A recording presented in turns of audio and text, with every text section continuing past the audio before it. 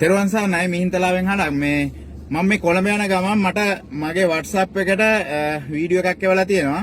ඒක සම්පූර්ණ විස්තර ටික මට පසු එවන්නම් කියලා තියෙනවා. මම දැන් මේ හදිසි කොළඹ යන ගමන නිසා මම මේ වීඩියෝ එක මම ඒ විදිහටම දානවා. මේක විස්තර ඇතුව සවිස්තරව මම මේ වීඩියෝ එක අදටම මම මේක නිදහස් කරනවා. හැබැයි මම දන්නවා මේකේ නම් කවුද කියලා මට නම් දැක්කම තේරෙනවා. මේක ඕගොල්ලෝ තීරණය කරන්න මෙයා කවුද කියලා. රටේ ප්‍රබල චරිතයක් මෙන්න මේ වීඩියෝ එක මට දැන් ලැබුණා. ඒ නිසා මම මේක මුදවා හරිනවා. මේකේ සියලුම විස්තර මම අද හෙටම ඉදිරිපත් කරනවා මිහින්තලාවෙන් හඩක්. මෙන්න බලලා කවුද කියලා ඕගොල්ලොම තීරණය කරන්න. තෙරුවන් සරණයි.